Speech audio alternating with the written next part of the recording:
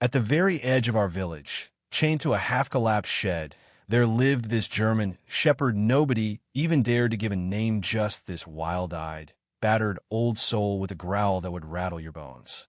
Nobody knew where he came from, nobody claimed him, and I swear, the way that chain clinked against his collar, it was like a warning bell for anyone dumb enough to get close. Folks called him the Beast, and not for nothing bitten two men who thought they could feed him, snapped at a mother trying to yank her child away a second too slow, barked so loud some nights you'd think the devil himself was coming down the road.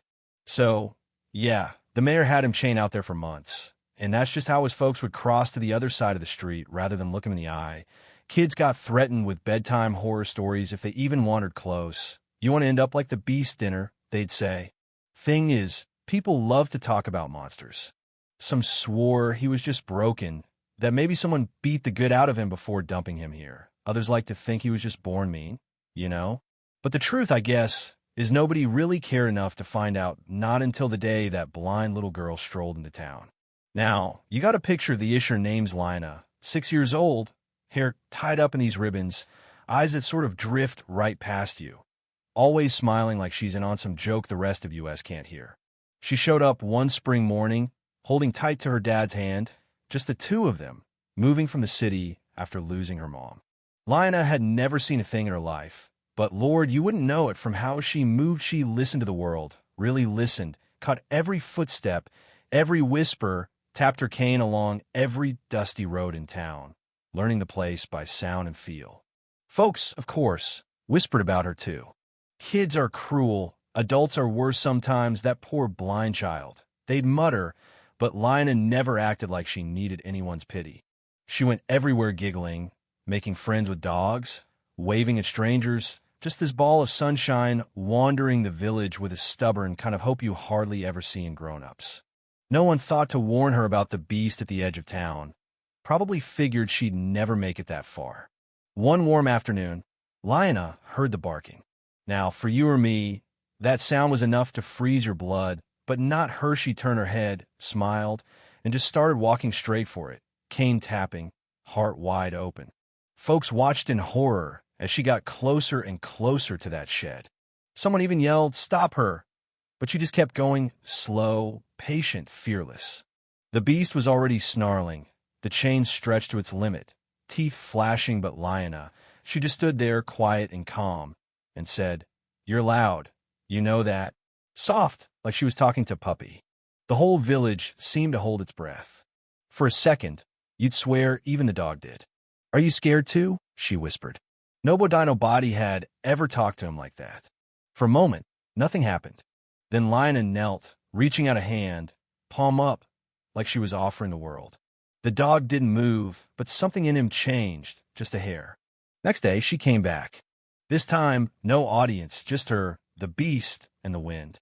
She followed his breath, let herself get close enough to hear his teeth click, but the growl sounded almost confused this time, not furious. She said, "It's me again, and now this is where people say I'm making it up, but I swear on my mother's grave she opened the gate." Yeah, she did. The old hinges screamed, and before anyone could stop her, she just walked right in, dropped to her knees, and wrapped her arms around the Beast's neck. He tensed up, eyes wild, teeth bared, but he didn't bite, it didn't bark even. He just froze like someone hit pause, and then, God help me, I get chills telling if his head slumped on her shoulder, and he let out a sound I'd never heard from any animal, just a deep, shuddering sigh, like something cracked open inside him. The whole village was out there by then, watching this blind girl hugging the most dangerous dog for miles around.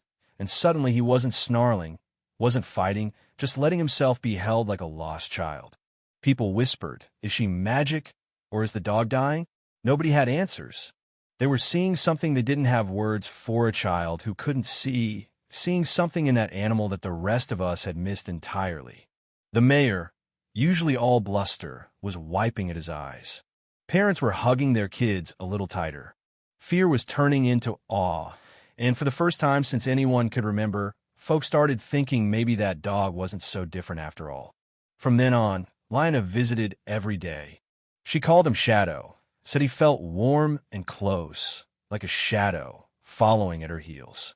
Shadow started waiting for her ears up, tail thumping. Instead of barking, he'd whine, nudge her hands, let her braid dandelions into his fur while she spun the kind of stories only little kids can make up.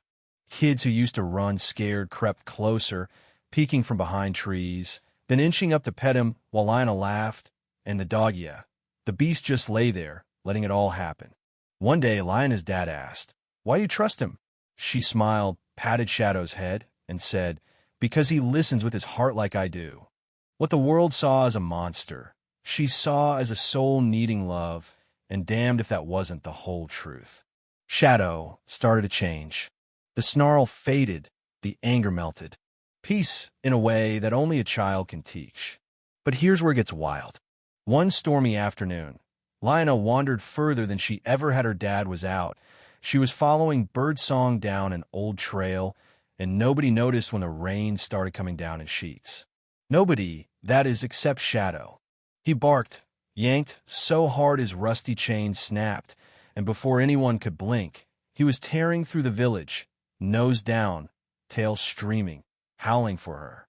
Lionel, by then, had slipped and fallen, lost her cane, calling out for help in the dark woods.